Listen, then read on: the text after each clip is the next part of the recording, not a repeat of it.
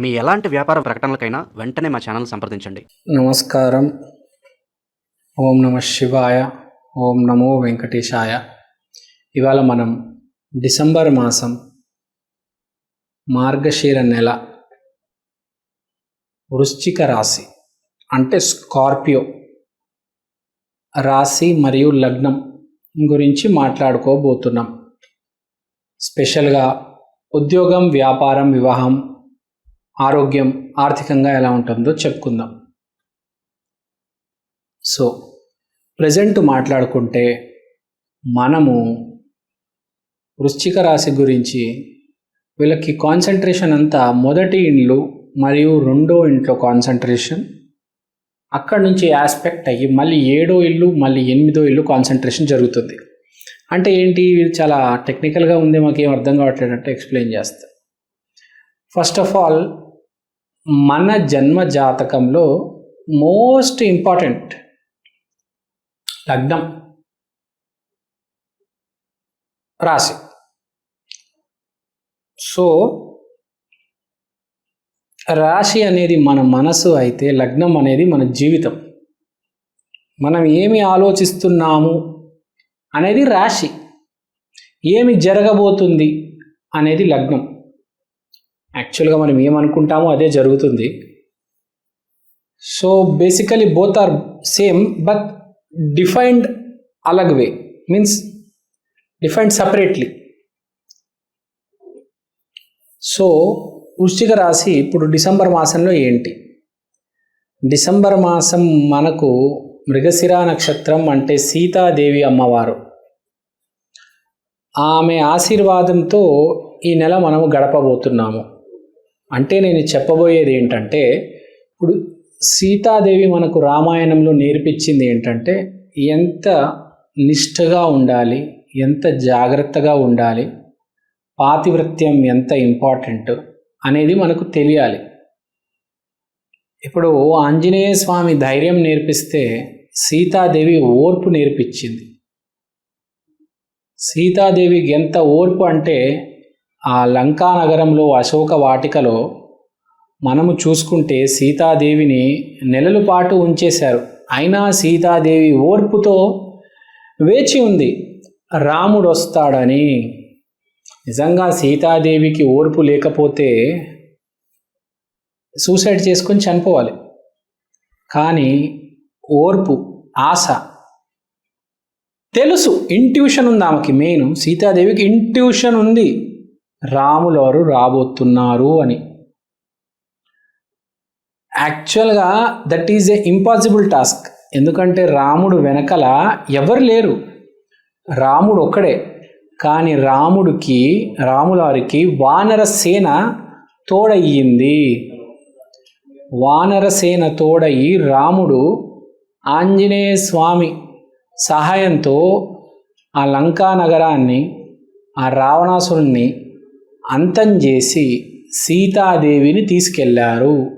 ఇదంతా సీతాదేవికి ఒక ఇంట్యూషన్ ఉంది ముందు నుంచే. ఆమెకి తెలుసు, మనకు రిజల్ట్ తెలిస్తే హోప్ అనేది క్రియేట్ అవుతుంది. ఇప్పుడు జాబ్ వస్తుంది అని తెలిస్తేనే కదా మనిషి కష్టపడేది. ఒక కోర్సు నేర్చుకొని ఇంటర్వ్యూలకు అటెండ్ అయ్యేది ఎందుకు? జాబ్ వస్తుంది అని తెలుసు కాబట్టి మనం కష్టపడుతున్నాం. ఫలితం తెలిస్తేనే మనిషి కష్టపడతాడు, ఫలితం లేకపోతే ఎందుకు కష్టపడతాడు? చాలా సింపుల్ పాయింట్ అండి. కాబట్టి ఫలితం ఉండాలి. కొంతమంది ఫలితం ఉంటుందో లేదో అని కూడా తెలీదు, అయినా కష్టపడుతూ ఉంటారు. లాస్ట్లో ఓడిపోవచ్చు, మొత్తం ఉన్నది కోల్పోవచ్చు. కానీ మనం కష్టపడుతూనే ఉంటాం.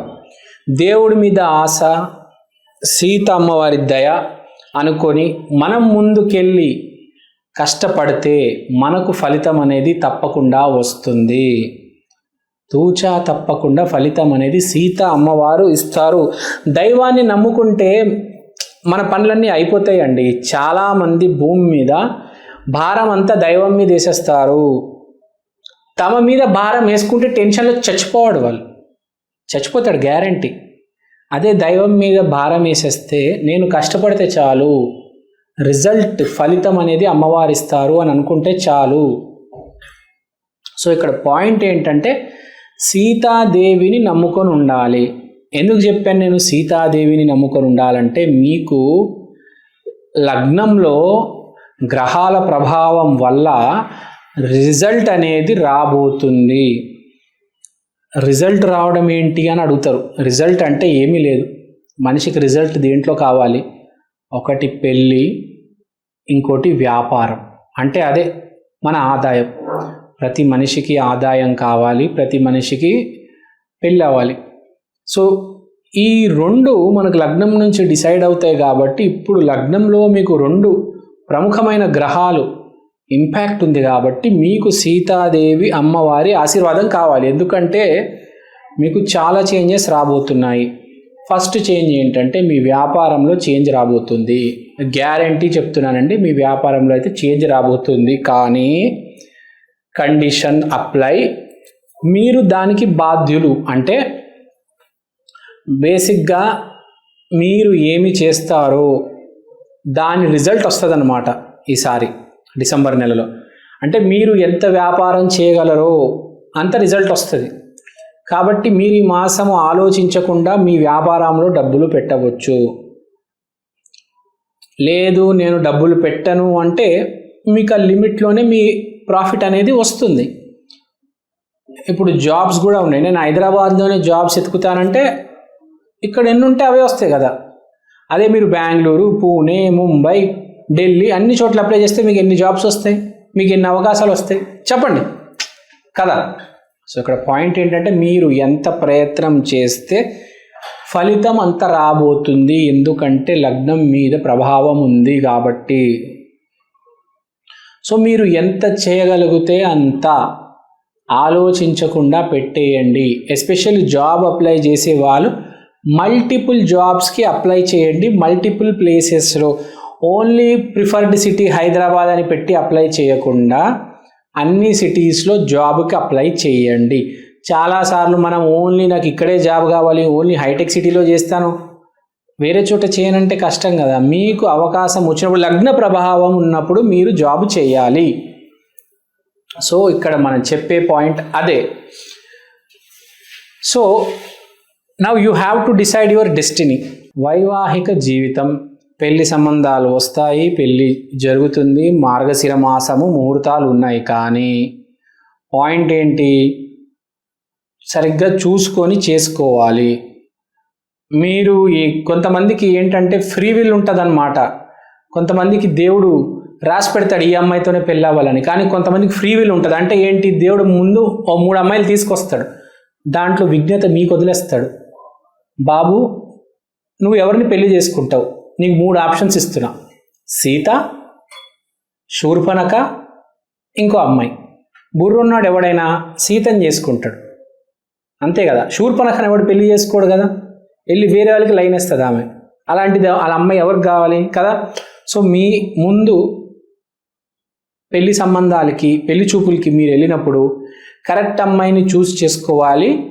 మీతో పాటు విజ్ఞత ఉన్న మీ శ్రేయోభిలాషులు, పేరెంట్స్, ఫ్యామిలీ వాళ్ళని కూడా తీసుకెళ్ళండి. సరైన అమ్మాయిని ఎంచుకోవాలి. తప్పు అమ్మాయిని ఎంచుకొని కోర్టులు, పోలీసులు చుట్టూ దయచేసి తిరగవద్దు. కాబట్టి మీకు ఈసారి కొంచెం టెస్ట్ ఉంది, అయోమయం, టెస్టింగ్ ఫేజ్ నడుస్తుంది, జాగ్రత్తగా ఉండండి. అందరికీ అన్ని రాసి ఉండవు, కొన్నిసార్లు మనము ఎంచుకోవాలి, సరైన నిర్ణయం తీసుకోవాలి. అలా అని చెప్పి తప్పు నిర్ణయం తీసుకున్నామా సుమా, ఇంకా అంతే. వివాహం మాట్లాడేసాము, వ్యాపారం మాట్లాడేసాము. ఇప్పుడు మనం ఆరోగ్యం గురించి మాట్లాడదాం.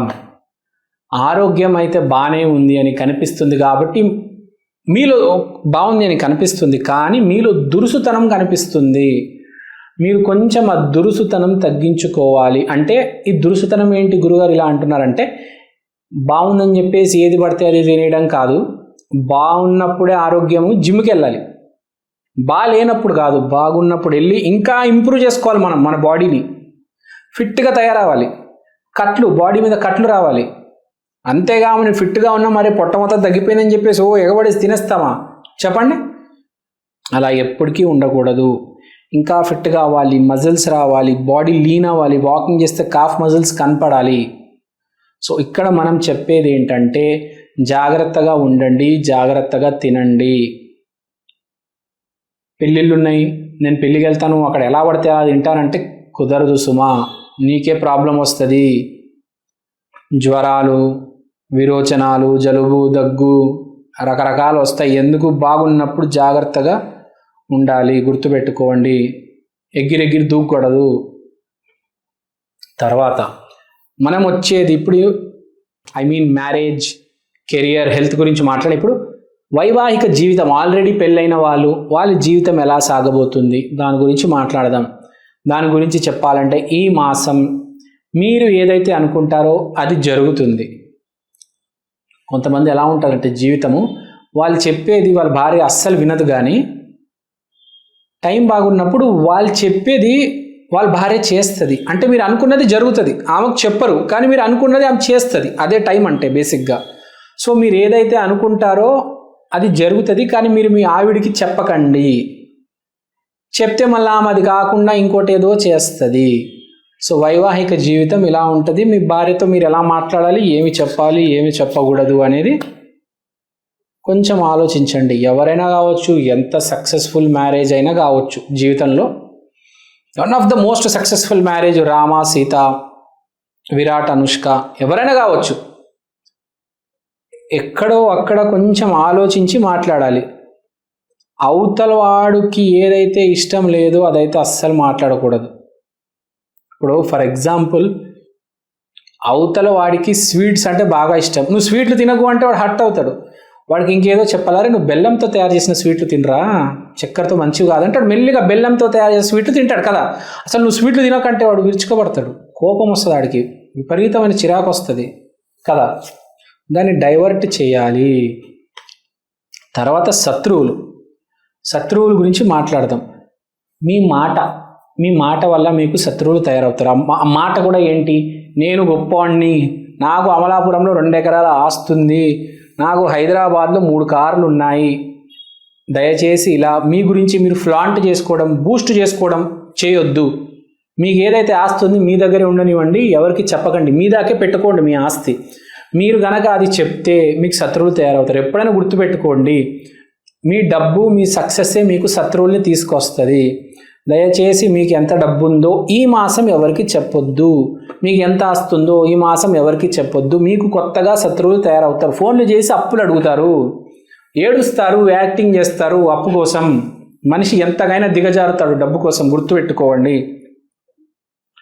కాబట్టి ఈ మాసం కొంచెం జాగ్రత్తగా ఉండాలి. మాట్లాడేటప్పుడు డబ్బులు పోయే అవకాశం బాగా ఉంది.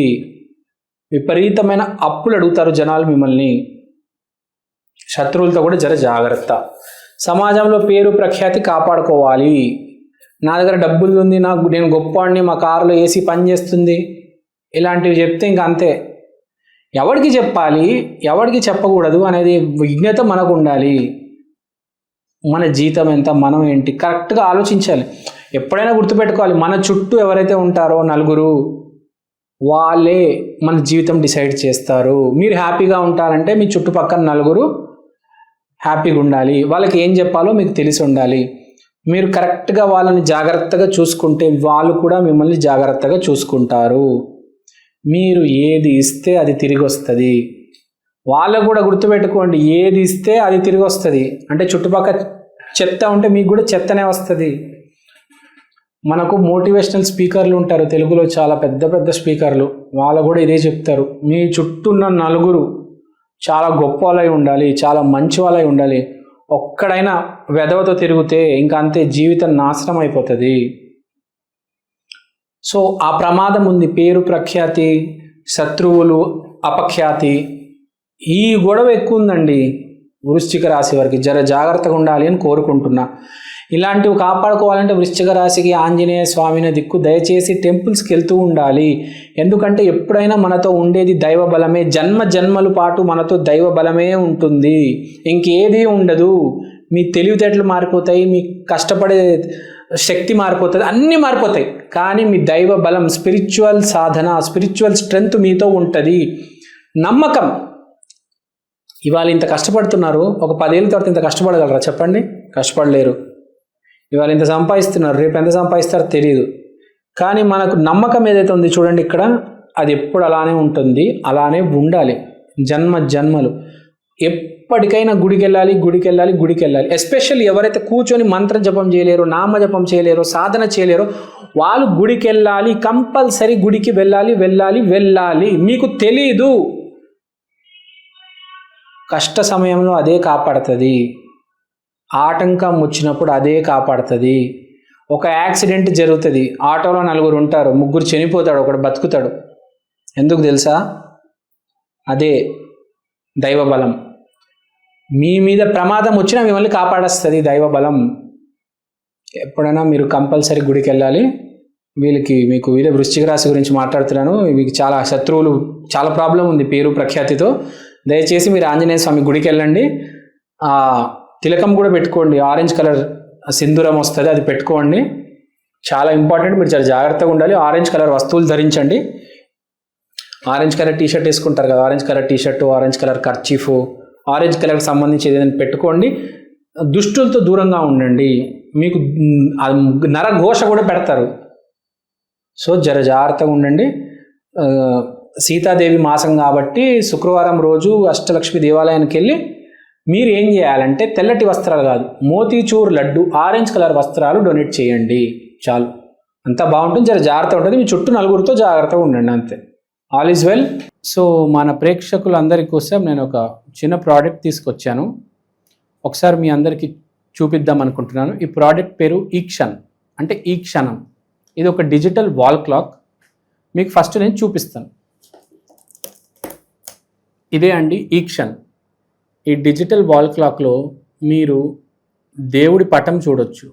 సోమవారం రోజు శివయ్య, మంగళవారం రోజు ఆంజనేయ స్వామి, బుధవారం రోజు వినాయకుడు, గురువారం రోజు దత్తాత్రేయ, శుక్రవారం రోజు లక్ష్మీదేవి, శనివారం రోజు వెంకటేశ్వర స్వామి, ఆదివారం రోజు రవిదేవత. దీంట్లో మీరు దేవుడి పటాలు కాకుండా సమయం కూడా చూసుకోవచ్చు. అలానే తిథి, వారం, నక్షత్రం, అమృత ఘడియలు, యమగండం, రాహుకాలం ఇలాంటివన్నీ కూడా చూడొచ్చు. ప్రతిరోజు మీకు దేవుడి పటం అనేది మారడం జరుగుతుంది. అలానే టైం కూడా ప్రతి సెకండ్ చేంజ్ అవుతూ ఉంటుంది. తిథి, వారం, నక్షత్రం ప్రతిదీ చాలా డీటెయిల్గా ఉంటుంది. ఈ ప్రోడక్ట్ మీకు చాలా రీజనబుల్ ప్రైస్కి అవైలబుల్ ఉంది. మీకు ఈ ప్రోడక్ట్ కొనాలని ఇంట్రెస్ట్ ఉంటే కింద నా నంబర్కి వాట్సాప్ చేయండి. ఈ ప్రోడక్ట్ మీరు అమెజాన్లో కూడా కొనవచ్చు. ఈ ప్రోడక్ట్ ఆల్రెడీ చాలా సేల్స్ ఉన్నాయండి అమెజాన్లో. మీరు కనుక వెళ్ళి ఈక్షన్, EKSHAN అని టైప్ చేస్తే వాల్ క్లాక్ మీకు ఇది కనిపిస్తుంది. ఇది వేరే రకరకాల డిజిటల్ ప్లాట్ఫామ్స్లో కూడా మీకు ఆల్రెడీ అవైలబుల్ ఉంది. ఇది చాలా సేల్స్ ఉంది. చాలామంది ఆంధ్ర, తెలంగాణలో దీన్ని ఆర్డర్ చేసుకున్నారు. మీరు కూడా ఆర్డర్ చేసుకోండి. దేవుడు పటం కన్నా మించింది ఏదీ లేదండి. అది కూడా డిజిటల్, మీకు చేంజ్ అవుతుంది ప్రతిరోజు. సో ఎవరైతే ఈ జాతకాలు, హోమం, వాస్తు, స్పిరిచువాలిటీ బేసిక్గా ఎవరైతే నమ్ముతారో మీకు ఇది చాలా హెల్ప్ అవుతుంది. మీకు ఇది ఒక మినీ పంచాంగం, ఒక డిజిటల్ పంచాంగం లాగా మీరు దీన్ని యూజ్ చేయొచ్చు. సో మీరు ఇంట్రెస్ట్ ఉంటే దయచేసి నా వాట్సాప్ నంబర్కి కాంటాక్ట్ చేయండి. థ్యాంక్ యూ అండి. Thank you so much. స్వస్తి.